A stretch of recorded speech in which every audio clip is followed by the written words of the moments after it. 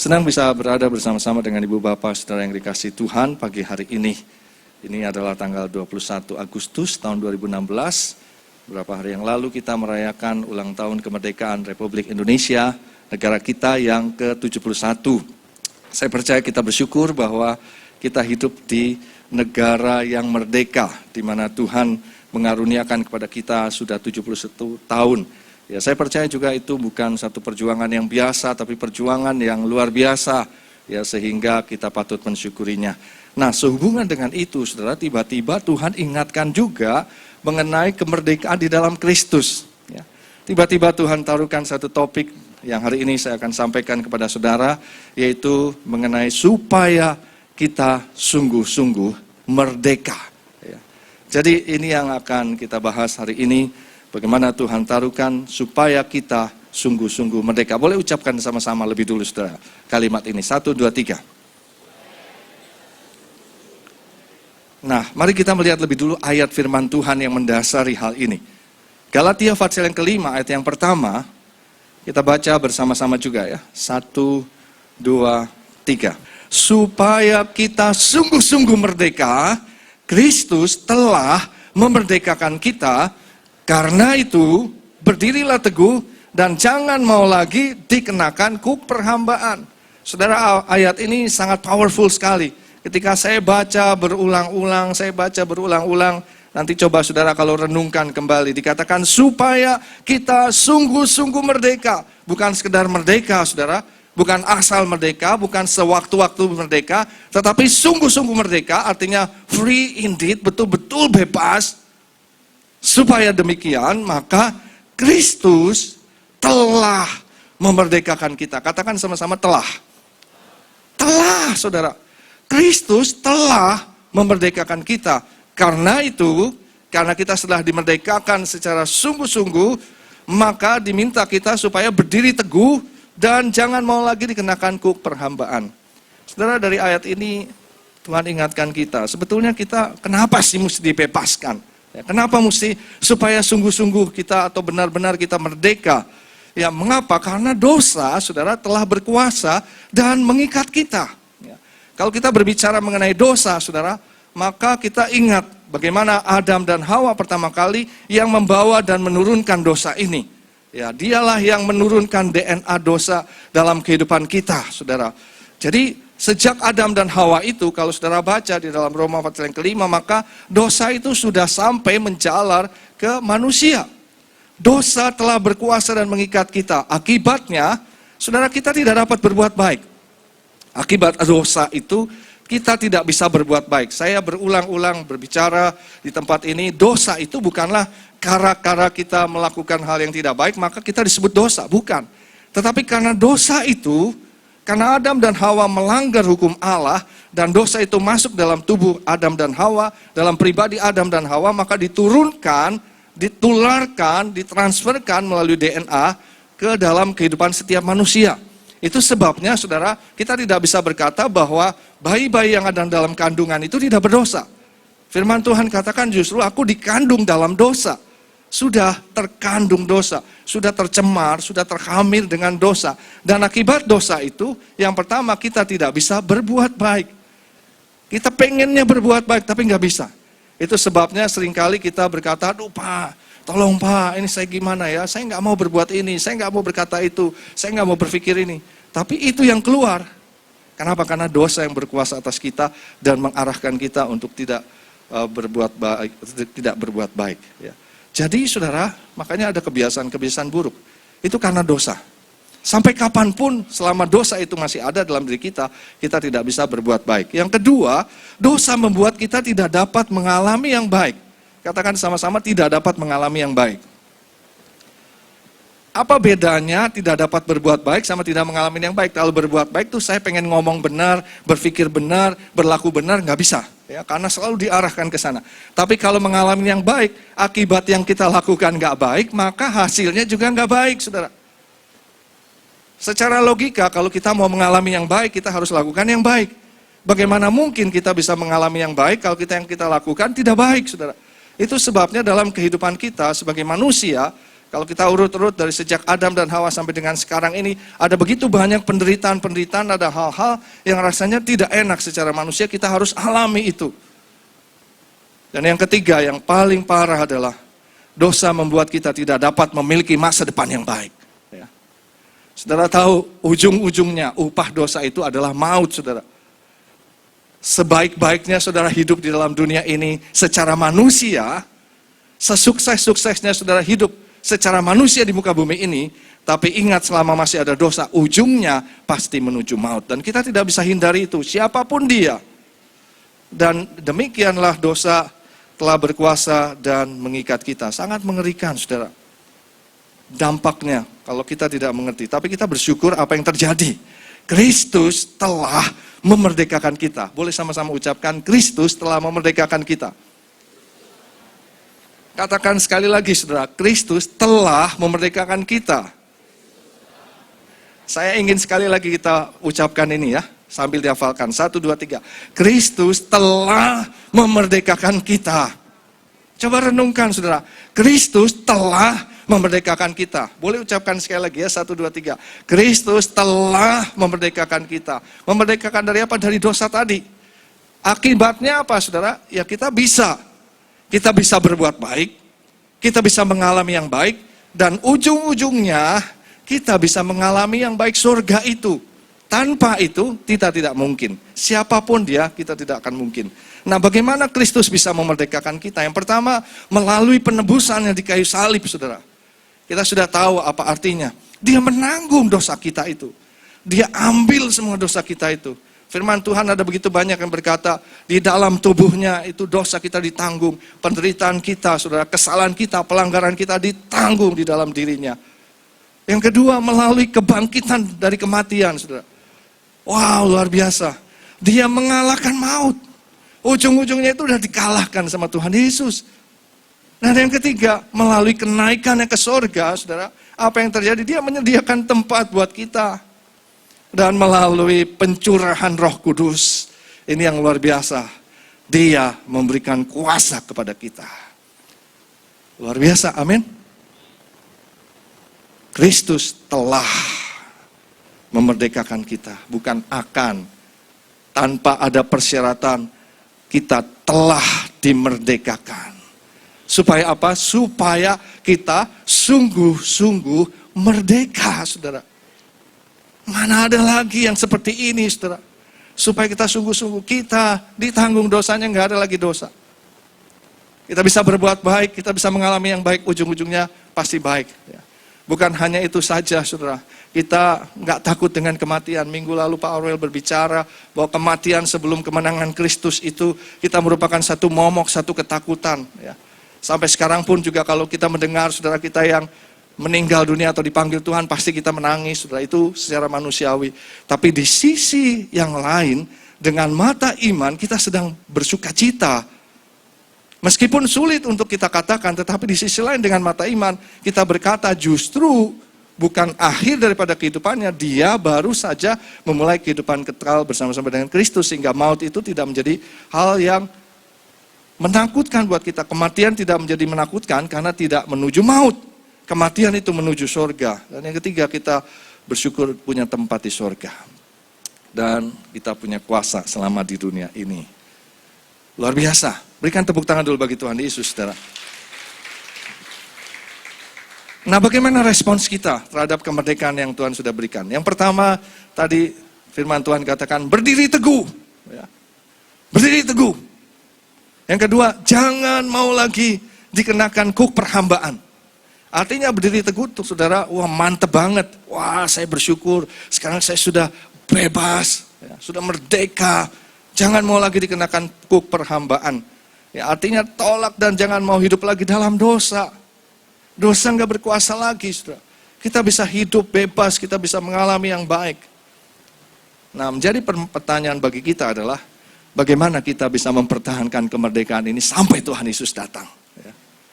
Kita sekarang merdeka. Ada banyak orang ketika dia dibaptis, oh dia begitu bersuka cita, saudara. Tapi setelah itu kehidupannya naik turun.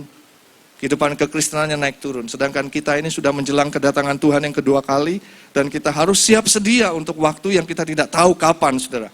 baik dari segi usia kita maupun betul-betul kedatangan Tuhan di awan-awan yang permai ini. Tetapi kita harus siapkan diri. Bagaimana kita bisa hidup mempertahankan kemerdekaan. Minggu lalu saya ingat bagaimana Pak Orwell menyampaikan kalau mungkin kita menang sepak bola itu masih bisa nanti kalah lagi, saudara ya. Barangkali orang-orang Kristen berpikir seperti itu. Ya, kadang-kadang menang sebentar, habis itu kalah lagi. Merdeka sebentar, lalu terikat lagi.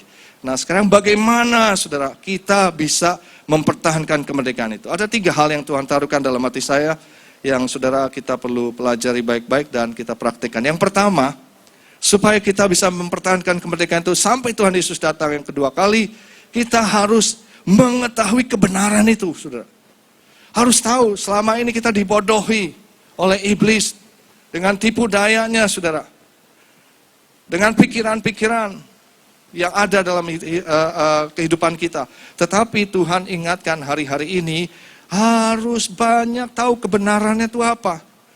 Kalau saudara mungkin setelah sekian tahun baru menerima Yesus sebagai Tuhan dan Juru Selamat pribadi saudara, maka apa yang terjadi, saudara, kita sudah terbiasa dengan kehidupan lama kita ini. Ya. Kehidupan lama, jadi kita kadang-kadang berpikir, berjalan, mengambil keputusan sesuai dengan apa yang kita sebagai manusiawi, secara manusiawi, ya, pikiran kita, perasaan, kehendak kita. Saya ingat ketika satu kali ada seekor ayam, saudara. Ayam ini diadakan percobaan ya, di sebuah pohon dengan tali sepanjang 1 meter. Ya, diikat selama beberapa waktu lamanya, ya, lama sekali. Dan setelah sekian lama, ayam itu jadi sudah tahu bahwa dia sebetulnya terikat. Jadi kalau dia lagi jalan, tiba-tiba, wah kok berhenti ya.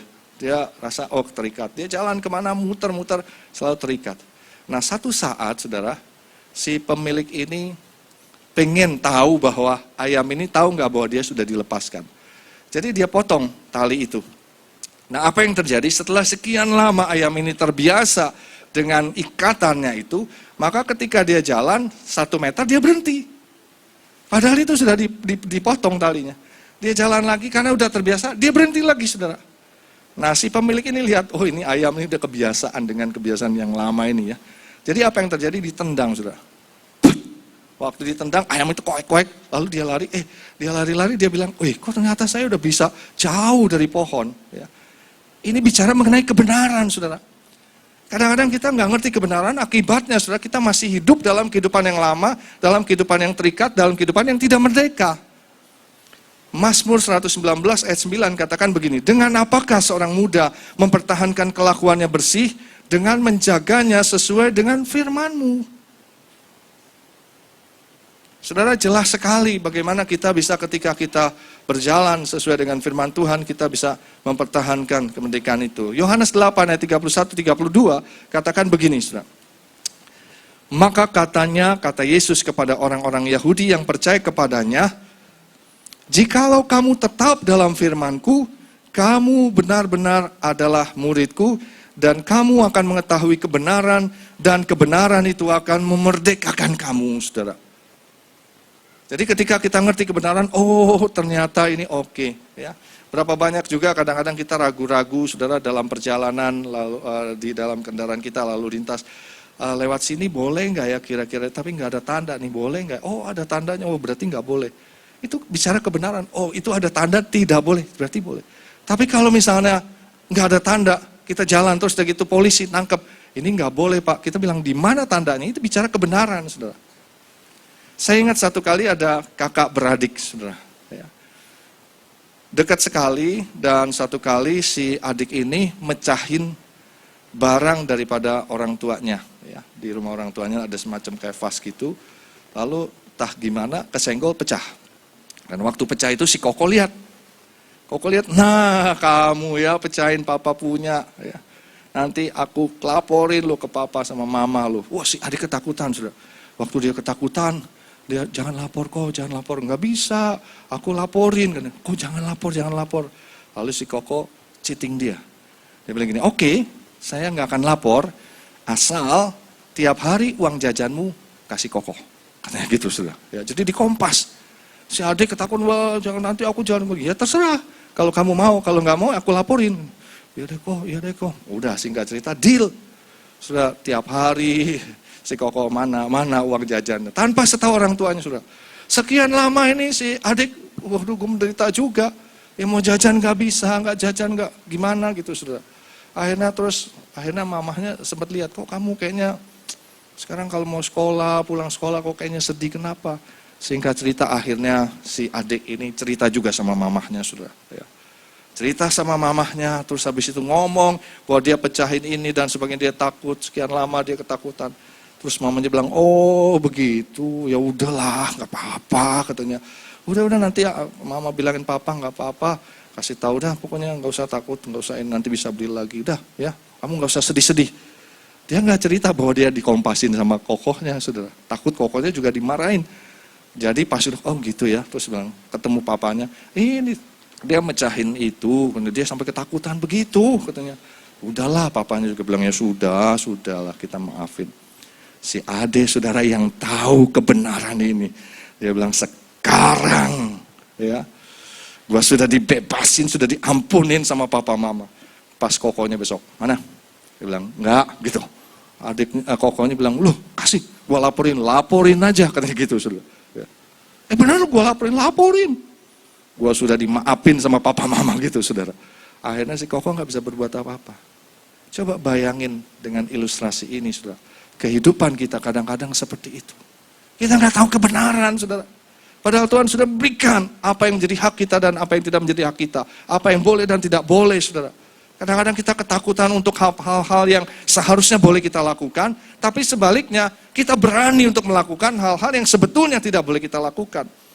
Hari ini kita berdoa, saudara, supaya isi penuh kemerdekaan ini. Kalau saudara mau mengalami kemerdekaan sampai akhirnya, ketahui kebenaran sebanyak-banyaknya. Waktu saya siapkan ini, tiba-tiba saya diingatkan mengenai satu peristiwa, ya, satu gambaran yang Tuhan Yesus ajarkan dalam Lukas 11 ayat 24-26. Dikatakan begini, kalau roh jahat itu keluar dari seorang manusia, dia akan pergi mengembara, saudara. Cari-cari tempat, kemana-mana itu nggak ada, lalu dia akan kembali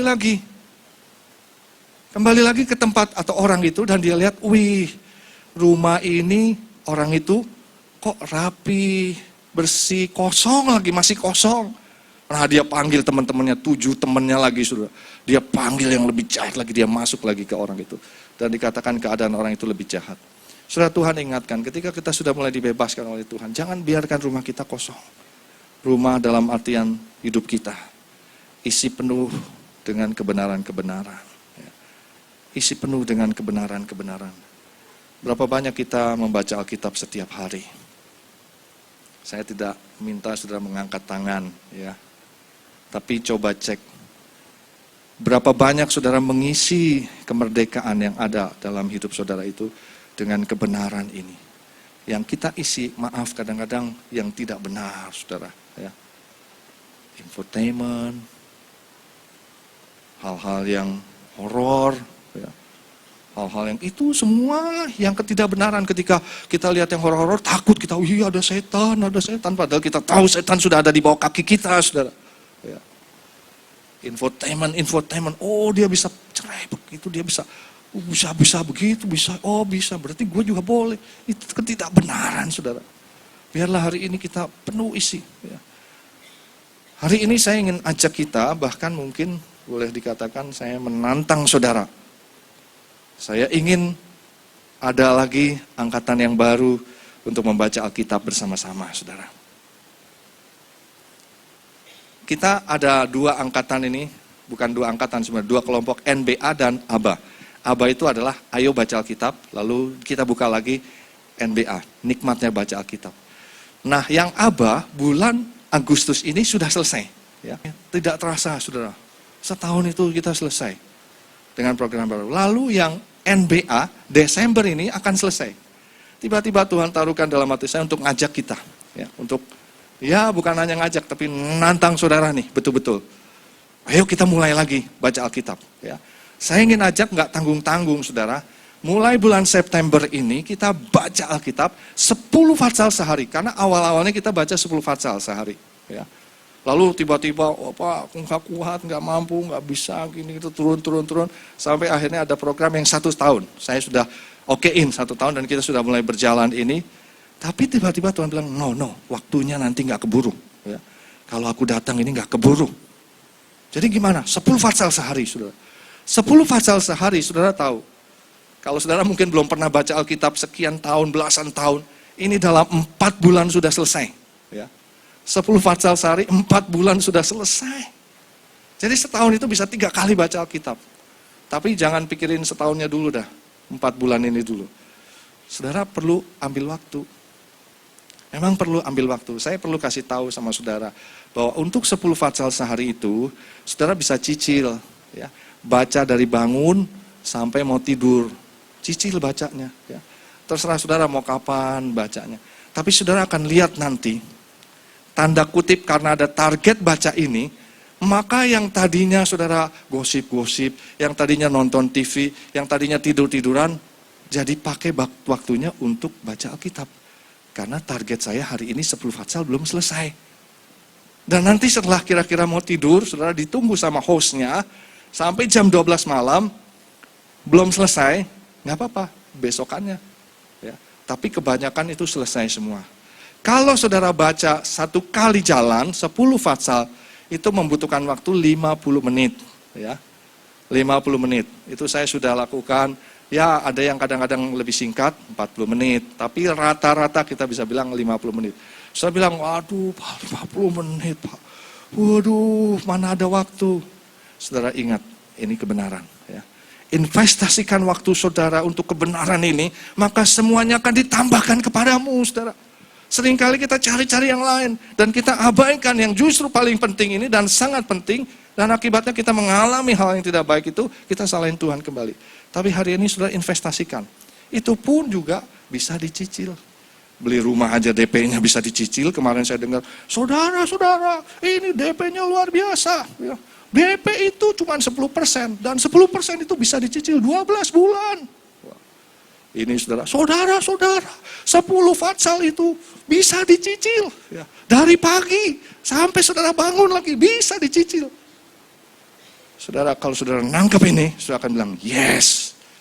Kalau saudara mau, nanti start September kita akan mulai, saudara, grup baru ini.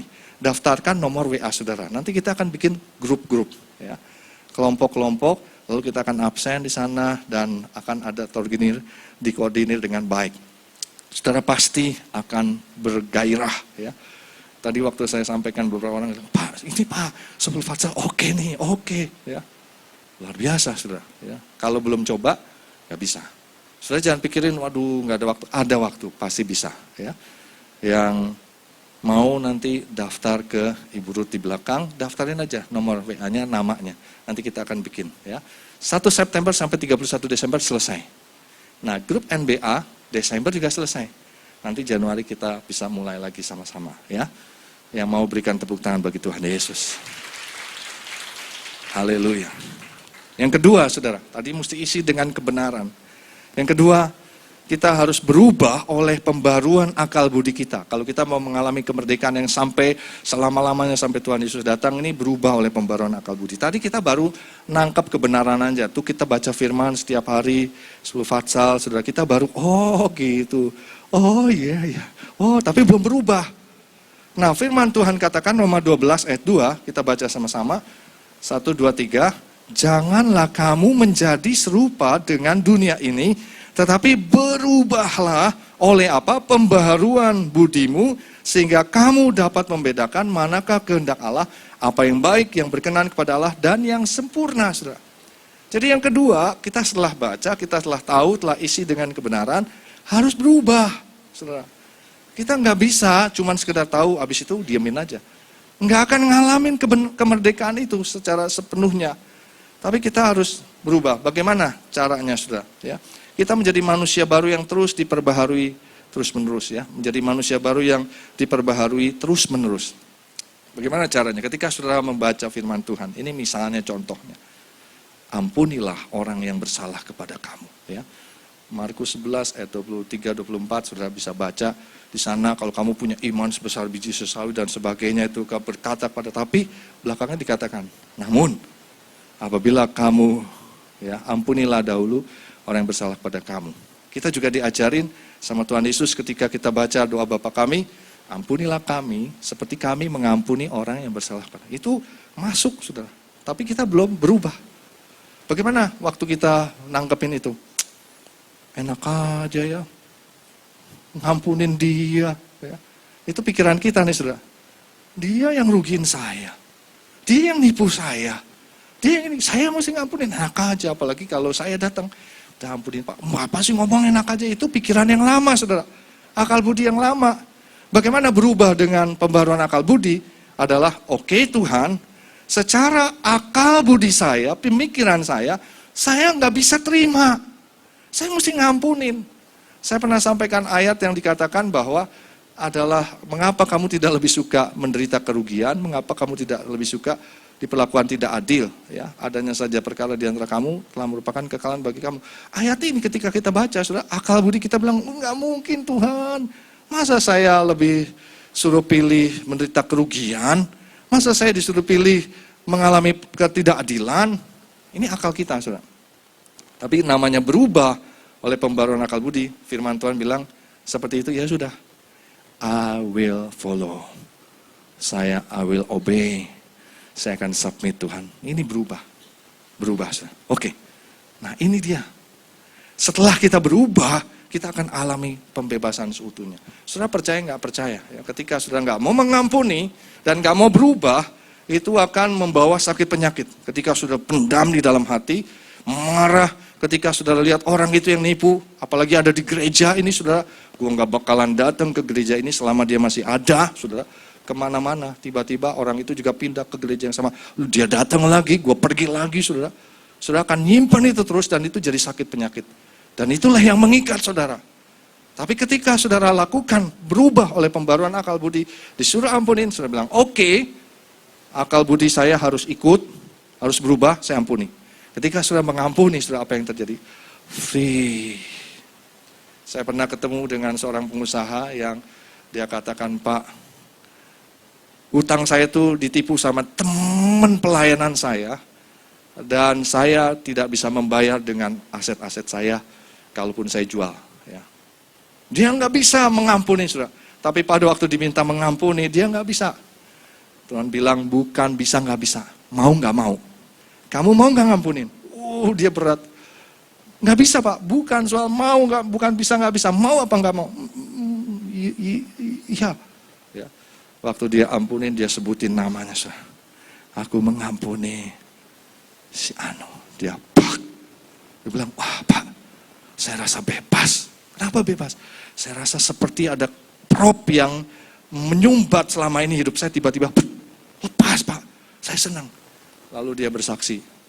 Ketemu, dia bilang, Pak, 1,5 tahun kemudian, ya, saya bisa lunasi.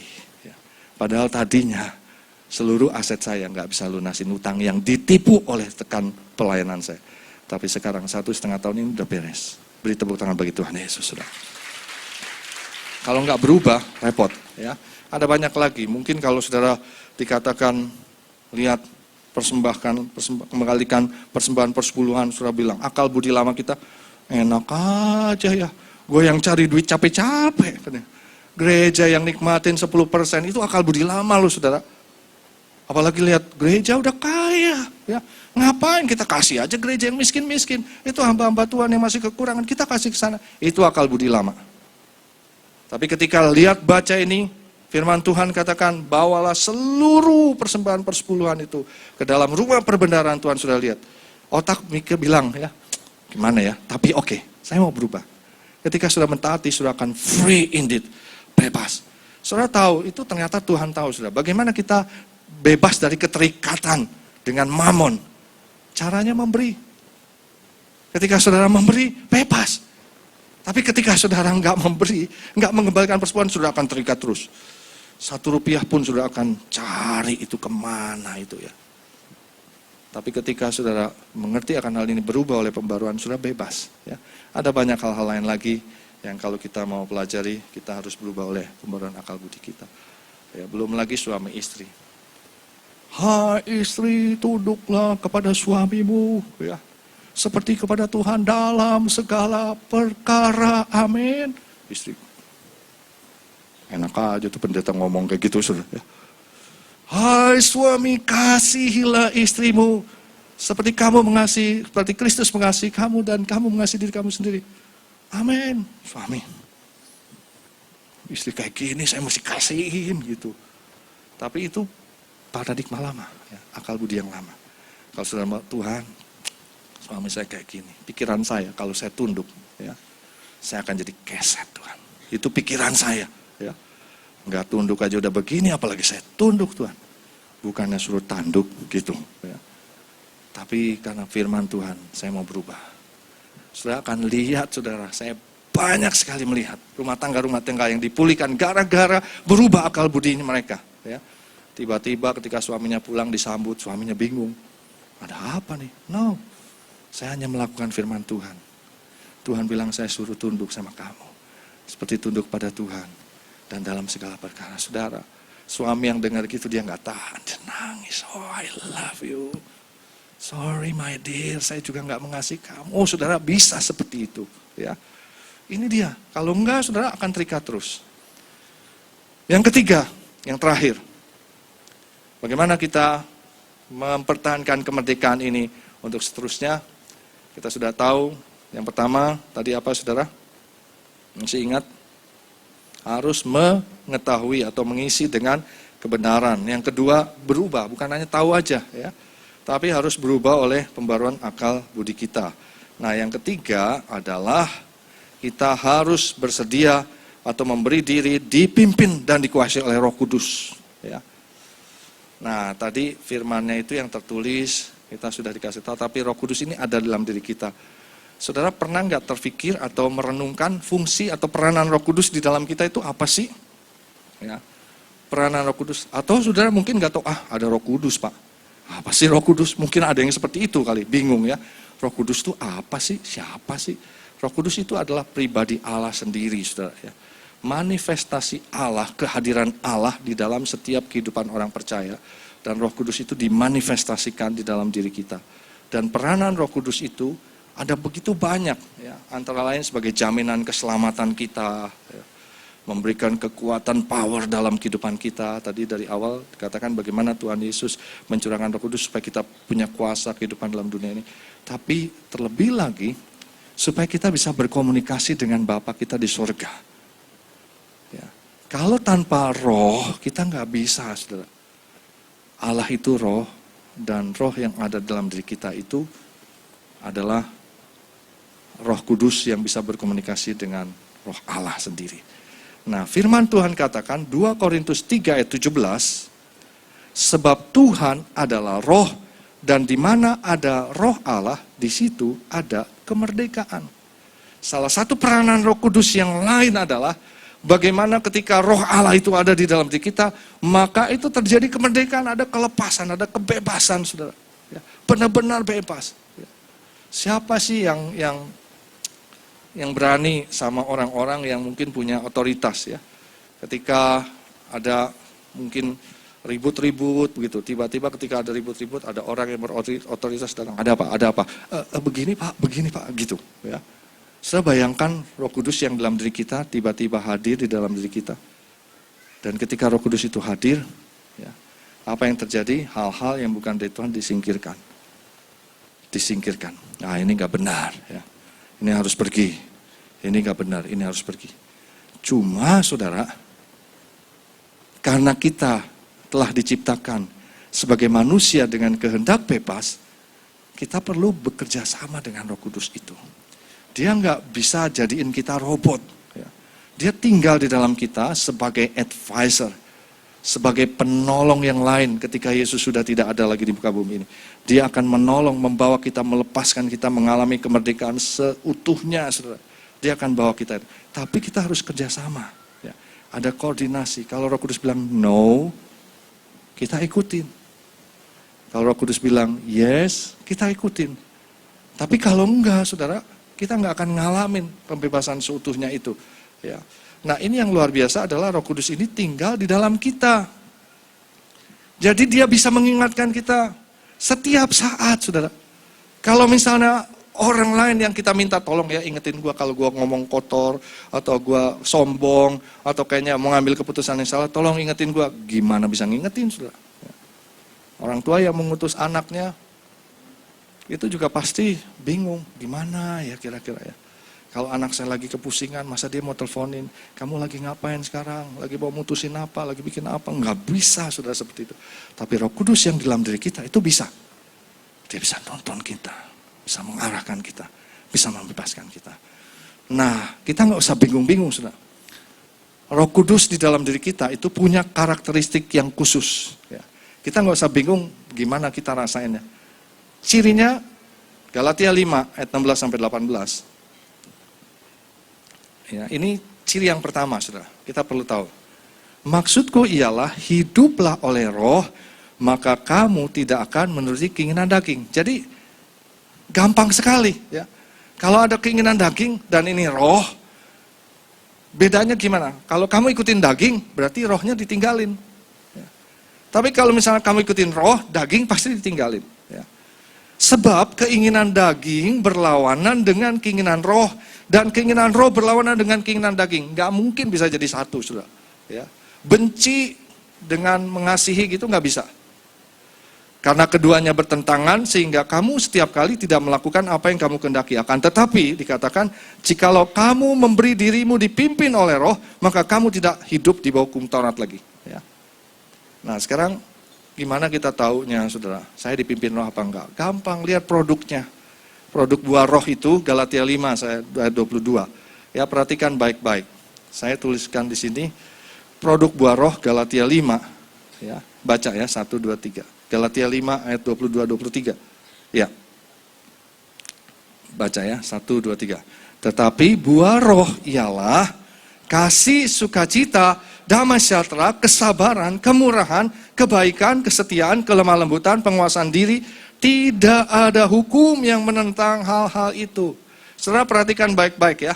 Kalimatnya itu yang di sana diwarnain merah. Tapi buah roh. Ya. Katakan sama-sama buah roh. Jadi kalau ada buah, itu banyak atau satu? Buah. Buah satu. Kalau buah-buah, ya, buah roh ini, taste-nya apa saudara? Yaitu kasih, sukacita, damai sejahtera. Jadi kalau saudara bilang, Pak, apakah Roh Kudus itu akan menghasilkan semua ini? Iya saudara. Jadi kalau ada satu yang miss itu bukan sepenuhnya Roh Kudus. Misalnya contoh, saya ada kasih sukacita, tapi saya nggak punya penguasaan diri Pak. Oh itu not Roh Kudus. Ya. Mungkin belum matang nih, buahnya belum matang. Pak, saya semuanya ada, penguasaan diri ada, tapi nggak bisa lemah lembut Pak. Itu Roh Kudusnya atau buahnya itu belum matang. Ya. Belum matang, makanya masih diproses, proses terus saudara, sampai matang. Dan ketika kita mengerti akan hal ini, bagaimana cara memberikan diri dipimpin oleh Roh Kudus? Gampang, saudara ya. Dalam situasi kondisi yang capek, yang lagi pusing, saudara, tiba-tiba di sini bilang, kenapa kamu pusing? Kamu begitu mukanya? Ayo bersukacita. Mau ikutin apa enggak? Gampang kan? Ayo sukacita. Males Tuhan. Selama belum selesai, aku tidak bisa bersukacita. Ini tergantung, mau memberi diri atau tidak. Tapi ayo bersukacita, oke. Apakah gampang? Saya bilang nggak terlalu gampang kalau kita udah biasa puluhan tahun terbiasa begitu. Sekarang baru mau ikutin pimpinan Roh Kudus nggak gampang. Tapi kalau sudah bilang, yes aku mau. Ayo sukacita, oke aku sukacita. Gimana cara suka? Muji menyembah Tuhan. Itu yang dialamin oleh Paniko sudah. Kenapa lagu segala puji syukur itu keluar karangan Paniko? Karena ketika dalam kondisi yang terpuruk, katakan ludes. Ludes pertama habis, ludes yang kedua meninggalkan hutang. Ya. Waktu ludes-des ini, Tuhan bilang, sukacita. Gimana sukacita? Ayo nyembah, nyanyi. Ambil gitar sudah, langsung ambil. Segala puji syukur hanya bagimu Tuhan. Itu lagu pertamanya tuh seperti itu ciptaannya. Sekarang kita nyanyi, segala puji syukur. Udah enak. Paniko bilang kamu nggak tahu ya. bagaimana waktu saya awal-awalnya. Tapi sejak itu saudara, udah ya, lagu itu sekarang udah di mana-mana, sampai di orang Arab juga nyanyiin lagu ini ya. Kristen Arab. Nah saudara, ini gara-gara memberi diri dipimpin Roh Kudus. Apalagi sabar. Sabar. Ya, sampai kapan Tuhan? Sampai kapan? Itu bukan sabar saudara, tapi oke, saya mesti sabar. Tenang aja. Keep calm. Saudara tahu apa artinya sabar dalam bahasa Inggris? Salah satu dipakai kata long suffering. Penderitaan berkepanjangan, saudara. Long suffering. Bukan gini loh, saudara. Kalau nggak disuruh Pak Budi sih, wah bukan suruh saya, saudara. Mesti bilang, oke, Roh Kudus, saya mau ikutin. Waktu sudah bilang, oke, Roh Kudus take over. Langsung bisa tiba-tiba diledekin, dilakukan segala sesuatu, difitnah bisa, oke, senyum aja. Ya. Penguasaan diri juga begitu, sama lah, saudara-saudara tinggal lihat aja. Ya. Memberi diri. Dan saudara lakukan itu nggak ada hukum yang menentangkan hal itu. Nah, saya mau katakan keterikatan adalah ketika kita atau ketika Roh Kudus tidak dapat bebas mengalir di dalam dan melalui hidup kita. Saudara, gambarannya gampang sekali. Ketika Roh Kudus ini mau mengalirkan, menghasilkan produk atau output buah roh ini, tapi nggak bisa, kita masih terikat. Ya. Gampang kan? Kebebasan yang sesungguhnya adalah ketika kita dapat mengizinkan Roh Kudus bebas bergerak dan bermanifestasi di dalam dan melalui kehidupan kita. Ya. Udah 2 minggu ini kita di ibadah pengerja, ada satu kalimat yang Tuhan taruhkan dan Tuhan paksa untuk kita para pengerja. Kalimatnya begini, let the Holy Spirit flows. Ya. Udah 2 minggu ini, let the Holy Spirit flows. Let the Holy Spirit flows. Biarlah Roh Kudus itu bermanifestasi di dalam kita, saudara. Dia mau bekerja, mau melakukan perkara yang besar. Nah, ketika kita mengizinkan seperti itu, kita bebas seutuhnya. Nah, apa yang kita harus lakukan ketika Roh Kudus mau bergerak dan bebas mengalir dalam diri kita? Ya, izinkan kalau dia mau berkata-kata dalam bahasa roh. Ketika saudara mulai pikir, bahasa roh apaan tuh ya? Nggak bisa. Ya. Itu masih terikat dengan pikiran. Tapi ketika saudara izinkan, let the Holy Spirit flows. Pikiran saudara kayak orang gila. Orang lain lihat apa? Itu pikiran sama Roh Kudus itu beda loh saudara. Ya. Tapi ketika saudara nanti saudara mulai lihat, oh seperti ini. Yang kedua ketika berdoa. Ya. Doa kita bisa pakai pikiran saudara. Ketika doa pikiran kita terbatas. Waktu kita berdoa dalam bahasa roh, tiba-tiba itu mengalir dalam bahasa yang kita mengerti. Saudara percaya nggak percaya? Saya udah berapa kali diminta untuk khotbah dalam bahasa Inggris dan mengajar dalam bahasa Inggris. Siapa saya? Saya nggak pernah sekolah di luar negeri. Saya cuma ikut kursus-kursus bahasa Inggris yang biasa-biasa. Tetapi tiba-tiba Tuhan bisa pakai. Bagaimana caranya? Saya cuma mengizinkan ini, saudara. Kemarin hari Senin saya harus mengajar di Proskuneo, ya angkatan Vietnam dalam bahasa Inggris. Bisa bahasa Indonesia, saudara, bahasa Indonesia terjemahkan dulu bahasa Inggris terjemahkan bahasa Vietnam. Lebahan saya cukup panjang. Jadi kalau saya bahasa Indonesia terjemahkan ya paling cuma sedikit sekali. Jadi Tuhan arahkan saya untuk ngomong langsung bahasa Inggris. Wah, saya awal-awal gemeter. Di Taiwan suruh khotbah bahasa Inggris gemeter, saudara. Tapi tiba-tiba pas saya izinkan Roh Kudus, saya khotbahnya bahasa Indonesia, sudah bukan bahasa Kurabashikarabu. Tapi waktu itu tiba-tiba bisa mengalir. Bahasa Inggris, ngomong, bisa orang-orang bisa ngerti, saudara. Kalau lagi ada hal yang lucu, dia bisa ketawa. Ada apa, kan kalau nggak dimengerti kan saya udah lucu-lucu tapi nggak ketawa gitu kan. Tapi ini bisa, semuanya bisa ngerti.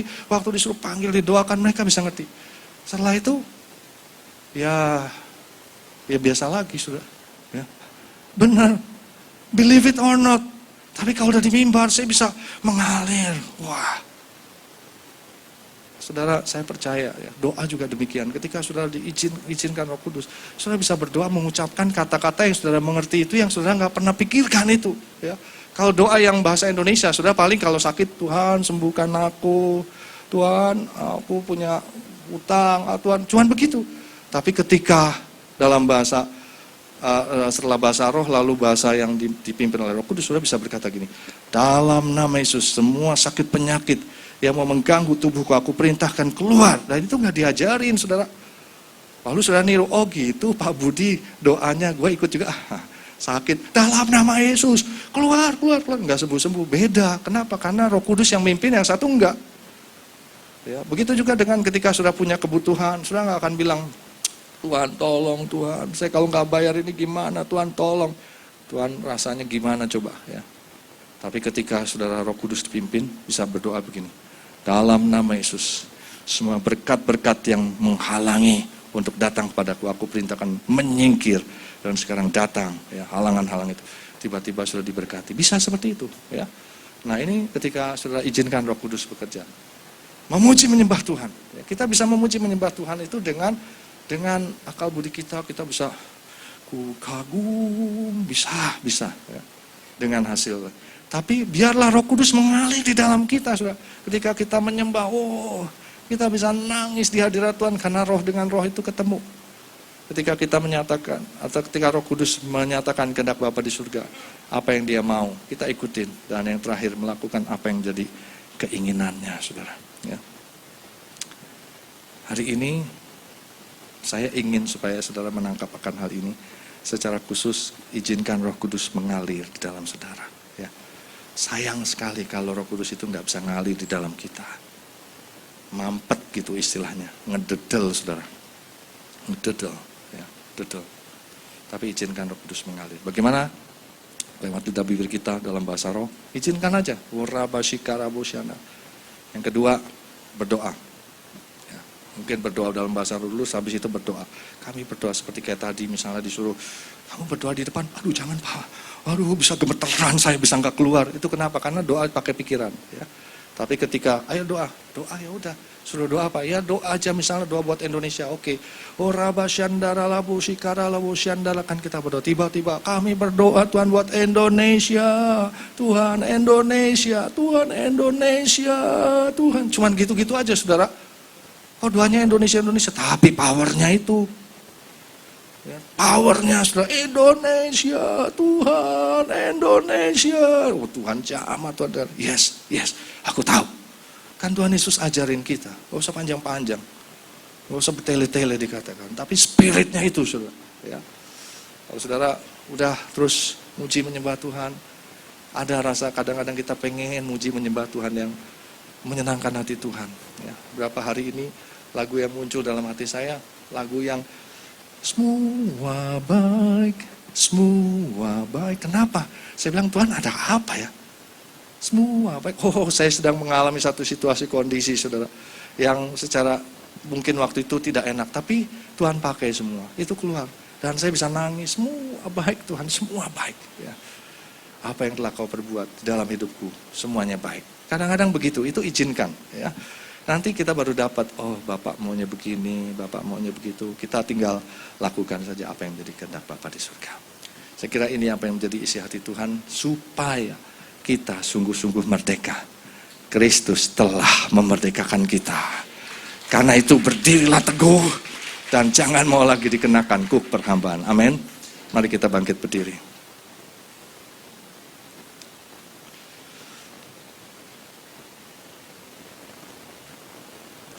Mari kita nyanyikan lagu yang hari-hari ini Tuhan terus taruhkan dalam hati saya, semua baik. Ya, apa yang terjadi dalam hidup kita, semuanya baik. Karena Bapa kita adalah Bapa yang baik, amin. Dan Bapa yang baik tidak punya rancangan yang jahat buat kita.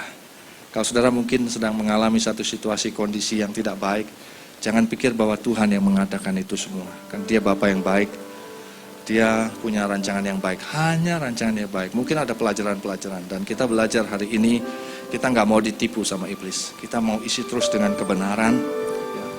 Bukan hanya kita isi dengan kebenaran, ya, ambil bagian dalam pembacaan Alkitab. Dan yang kedua, berubah. Ya. Apa yang kita baca firman Tuhan, lakukan. Itu kita lakukan. Dan yang ketiga, izinkan Roh Kudus mengalir dalam hidup kita. Haleluya. Mari kita katakan, dari semula telah kau tetapkan. Dari semula telah kau tetapkan. Benar Tuhan. Hidupku dalam tangan-Mu, dalam rencana-Mu Tuhan. Amin, benar Tuhan. rencana indah telah Kau siapkan. Amin. Bagi masa depanku yang penuh harapan. Semuanya baik Tuhan. Semua baik. Amin. Amin.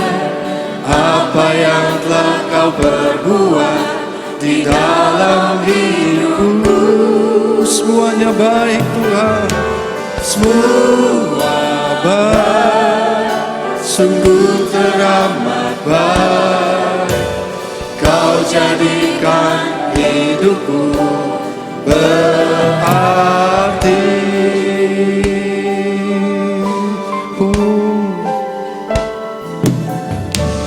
Dari semula telah Kau tetapkan. Benar Tuhan, Engkau hanya ada rancangan yang baik. Itu sebabnya Engkau mau membebaskan kami seutuhnya ya Tuhan. Engkau tidak membiarkan kami diikat dan dikuasai oleh dosa. Telah Kau siapkan. Amin Yesus.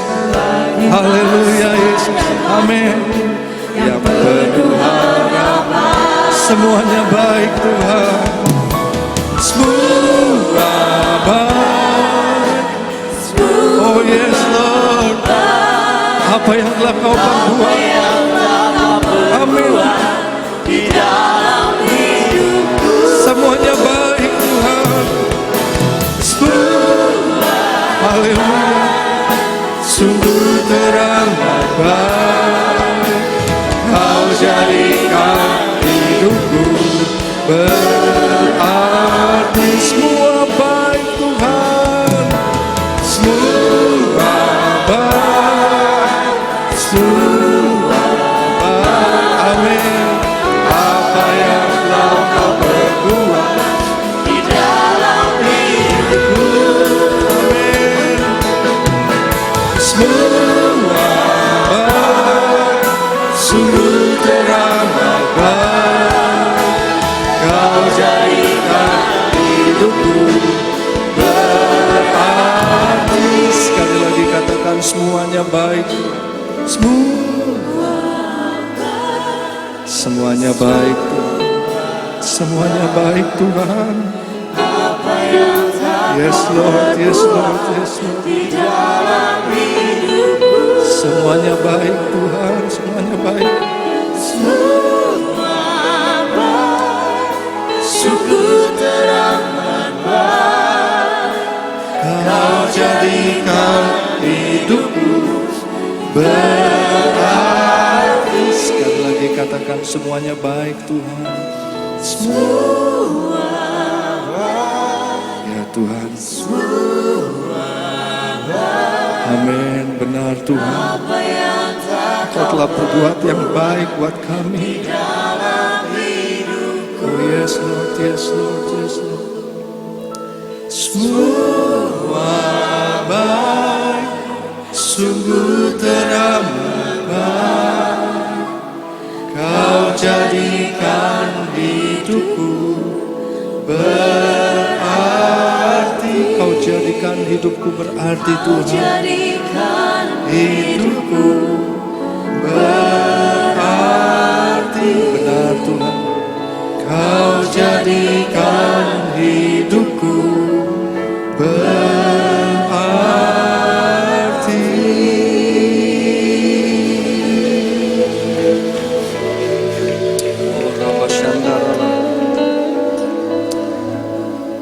Yang pertama tentunya kami mengucap syukur Tuhan karena supaya kami sungguh-sungguh merdeka.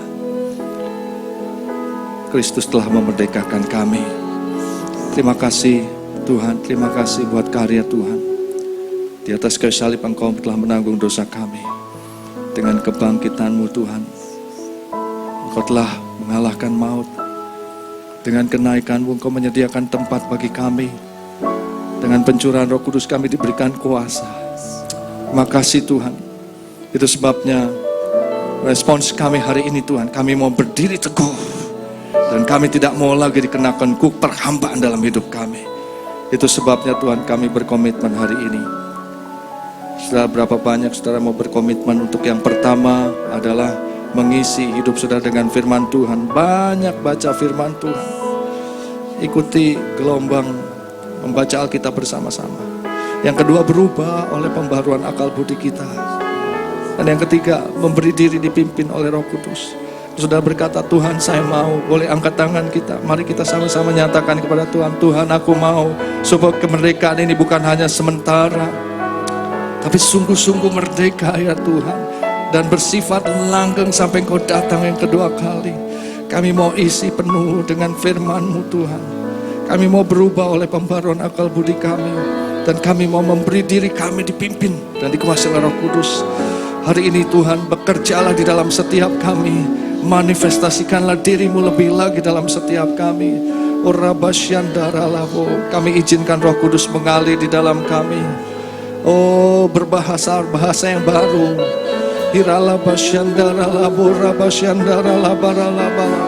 Ketika kami berdoa, biarlah Roh Kudus Engkau mengalir. Ketika kami memuji menyembah Tuhan, biarlah Roh Kudus mengalir. Ketika kami mencari kehendak Bapa di surga, biarlah Roh Kudus mengalir memberitahukan kepada kami. Dan ketika kami ingin melakukan apa yang menjadi kehendak-Mu, biarlah Roh Kudus terus mengalir melalui setiap kami. Inilah anak-anak-Mu. Saudara, mari terus angkat tangan saudara, nyatakan kepada Tuhan. Rasakan Roh Kudus mulai bergerak di dalam saudara dan melalui saudara. Izinkan dia mengalir. Let the Holy Spirit flows. Oh, let His Spirit flows through you and in you. Mengalir. Dia sedang menyembuhkan, dia sedang membebaskan. Oh yes Lord, dia sedang memulihkan, menguatkan, memampukan, mengajar kita. Haleluya. Yes. Engkau mengalir di dalam kami, lewat lidah bibir kami Tuhan. Berbahasa-bahasa yang baru, baptiskan dengan Roh Kudus. Mengajar kami berdoa, mengajar kami memuji menyembah Tuhan. Menangkap apa yang jadi kehendak-Mu, melakukan apa yang jadi kehendak-Mu Tuhan.